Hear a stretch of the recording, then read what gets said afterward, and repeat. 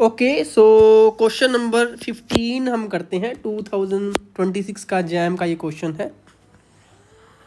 तो बोल रहा है the bounded region enclosed by the curve this and the line this is revolved about X axis to generate a solid the volume of the solid generated equals. तो actually में हम क्या करने वाले हैं कि y equals to x square plus 2 जो हमारे पास होगा, तो इस तरीके से ये कुछ ऐसा सा ग्राफ बनेगा और y equals to four x minus 1 की जो लाइन होगी वो कुछ इस तरीके से जाएगी हमारे पास। ठीक है, तो ये हमारे पास ये जो रीज़न है ये इसको रोटेट किया गया है इस एक्स एक्सिस के अकॉर्डिंग, इस एक्स एक्सिस के अराउंड में। तो ये मतलब कि कहीं ना कहीं ये इस तरीके से रिवॉल्व किया गया है। तो आपको बस थोड़ा सा विजुलाइज करना है कि किस तरीके का सरफेस ये बनेगा, विजुलाइज करना है। मैं इसलिए बोल रहा हूँ क्योंकि ऐसे क्वेश्चंस में अगर आपने विजुलाइजेशन कर रखी है तो आसान रहता है। जो भी फॉर्मूला हम लगाने वाले हैं ऑफ कोर्स वो हम डायरेक्ट भी लगा सकते हैं, बट मैं आपको बता दूंगा कि वो फॉर्मूला कहीं ना कहीं इस विजुलाइजेशन से ऑटोमेटिक ही आपको लगेगा कि बहुत ही लाइक एक इंट्यूटिव वे से ही वो आ रहा है। तो चलो शुरू करते हैं। तो हमारे पास जो कर्व है वो है y is equals to x square plus 2 and y is equals to 4x minus 1। ये है कर्व हमारे पास। ठीक है, तो अगर मैं ग्राफ बनाने की सोचूं तो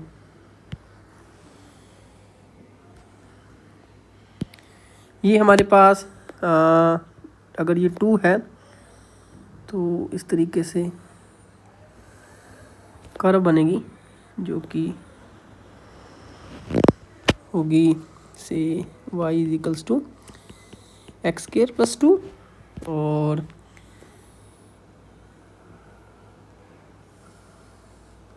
इस तरीके से हमारे पास एक स्ट्रेट लाइन बनेगी कुछ इस तरीके से। ठीक है, तो ये जो लाइन होगी ये हमारे पास होगी जी y is equals to 4x minus 1। तो हम जो ये पॉइंट है इनको हम कैलकुलेट कर लेते हैं, क्योंकि एक्चुअली में ये हमारे पास अगर x एक्सिस है तो ये अगर x एक्सिस है, ये y एक्सिस है, तो इस कर्व के अराउंड ये जो हमारे पास पूरा का पूरा सरफेस है इसको रिवॉल्व किया गया। तो ये कहीं ना कहीं आप समझिए तो कैसा सा बनेगा, ये इस तरीके से एक बनेगा। तो इस तरीके से ये होलो होगा और ये इस तरीके से जाएगा और ये इस तरीके से बना होगा। तो कुछ ऐसा सा, तो कहने का मतलब कुछ ऐसा सा फिगर बन जाएगा, है ना। तो विजुलाइज कर लेना। तो एक्चुअली में होलो होगा ये, है ना, होलो बनेगा। तो वो जो होलो है इसके अंदर जो वॉल्यूम है वो हमने कैलकुलेट करनी है। तो ये जस्ट एक विजुलाइजेशन है। तो आपके पास ये वाला जो पार्ट है, ये इस पार्ट को मैं थोड़ा ग्रीन कर देता हूँ। ठीक है जी, तो अभी देखो कि अगर ये पॉइंट्स मुझे निकालने हैं तो मैं इन दोनों को कंपेयर करता हूँ कि y is equals to x square plus 2 और y is equals to 4x minus 1। So किस पॉइंट पर ये इंटरसेक्ट करेंगे वहाँ पर y की वैल्यू दोनों में सेम होगी, ऑफ कोर्स x की वैल्यू भी सेम ही होगी। सो दिस इज 3, तो x minus 1 and x minus 3, तो दिस इज 0। तो x इक्वल टू 1 एंड 3। तो ये हमारे पास x इक्वल टू 1 पॉइंट है और ये हमारे पास x इक्वल टू 3 पॉइंट है। ठीक है जी, तो देखो एक फॉर्मूला है हमारे पास कि वॉल्यूम निकालने का। तो वो फॉर्मूला तो सीधा ये कहता है कि हमारे पास कि pi are square minus R square D X और यहाँ पर x की लिमिट लगा दो, है ना।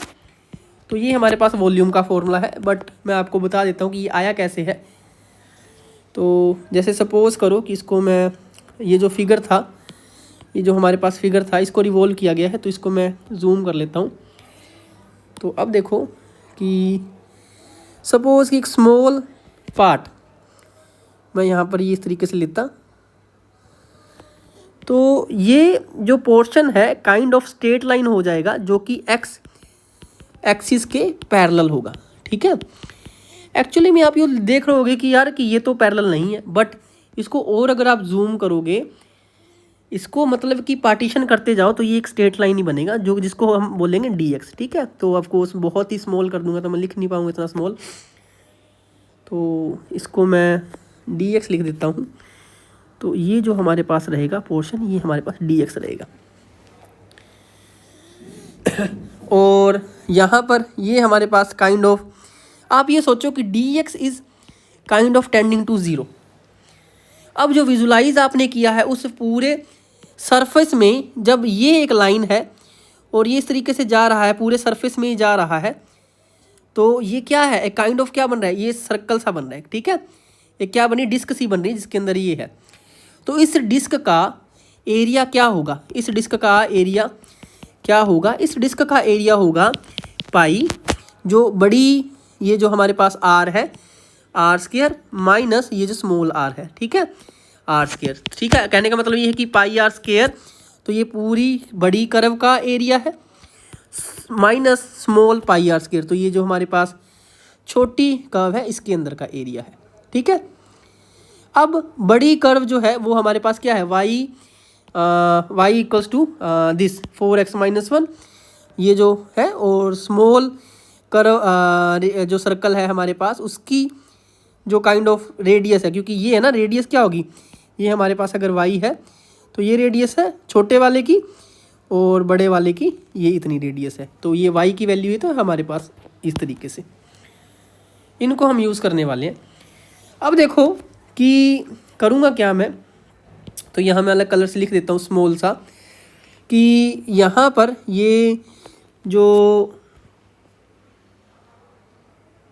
पाई capital r square minus pi are square, और ई कहाँ पे है, ये स्मॉल पोर्शन पर है dx पर।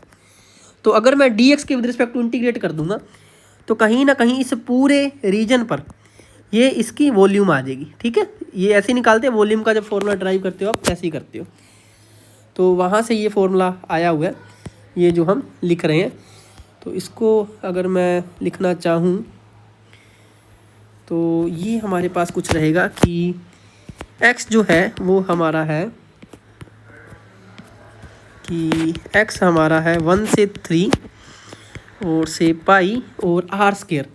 आर हमारे पास है कैपिटल है ना, ये जो था ये हमारे पास कैपिटल था, तो ये हमारे पास 4x-1 का स्क्वायर, तो 4x-1 का स्क्वायर, और ये जो स्मॉल है हमारे पास ये हमारे पास है x²+2।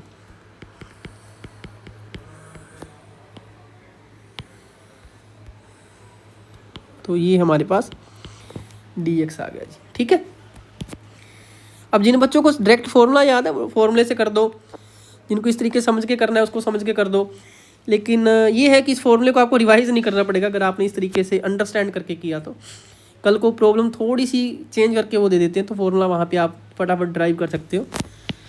तो पाई x=1, बस हमारे पास जस्ट कैलकुलेशन ही रह गई हैं। So this will be 16x² plus 1 minus 8x और minus x² minus 4 and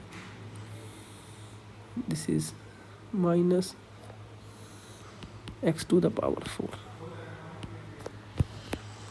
4x², तो this should be minus 4x² है ना। तो ये हमारे पास क्या होता है कि a² प्लस b², सो -2ab, तो ये हमारे पास इस तरीके से बस स्क्वायर ओपन की है। तो कैलकुलेशन सही करनी है बस आपको और आपका आंसर सही हो जाएगा। तो x इज़ 1 से 3, so this is x⁵ plus 12x² and this is minus 8x and minus 3 dx। ठीक है, तो ये हमारे पास इस तरीके से बन गया। इंटीग्रेशन करते हैं तो पाई, सो नहीं ये x की 4 है, ये x की 4, ये x की पावर 4। तो ये हमारे पास इंटीग्रेशन बनने के बाद माइनस एक्स की 5/5 plus 12x³ 3 8x² 2 and minus 3x। ठीक है, तो इंटीग्रेशन कर दिया, तो x = 1, लोअर लिमिट 3 हमारे पास, अपर लिमिट है। तो पाई, सो 243/3 है ना। तो एक्चुअली में ये हमारे पास 4 और ये हमारे पास 4, तो दोबारा से इसको हम लिख देते हैं कि माइनस एक्स की 5/5 plus 4x³ minus 4x² minus 3x and the limit is, ये मैंने थोड़ी कैलकुलेशन आसान आ जाए इसके लिए किया है।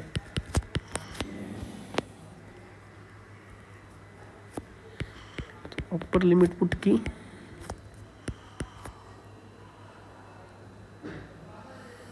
तो 4 × 27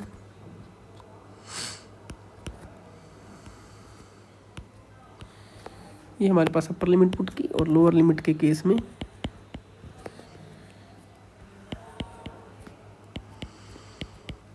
तो ये हमारे पास बन गया। ठीक है, तो मल्टीप्लाई कर लेते हैं अभी हम 27 को 4 से,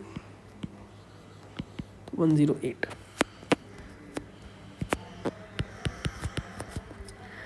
तो माइनस 243/5 प्लस 1/5, सो ये हमारे पास 108 माइनस 36 से माइनस 9, और ये हमारे पास, ये अगर 4 था तो ये 4 से 4 कैंसिल हो गया, और प्लस का 3 है ना, ये प्लस का 3 हमारे पास था, तो ये हमने रख लिया। और फुल कैलकुलेशन हमारी सही जानी चाहिए तो आंसर सही आएगा, वरना कोई फ़ायदा नहीं होएगा। सारे के सारे कंसेप्ट अगर हमें पता भी हैं तो माइनस 242/5, तो ये हमारे पास इसको किया तो 111, और 45 हमारा इसको किया तो माइनस का,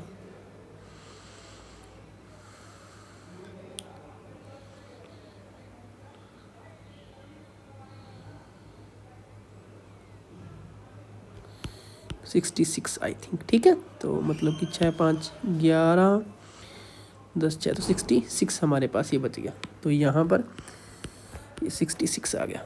ठीक है,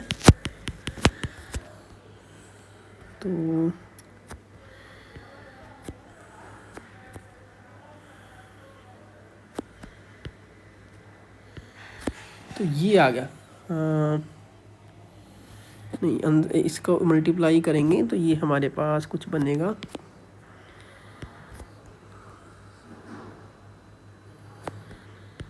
तो 33। ठीक है, माइनस 242/5 ये आना चाहिए। तो इसको जब हम सोल्व करेंगे तो ये हमारे पास आएगा 8/5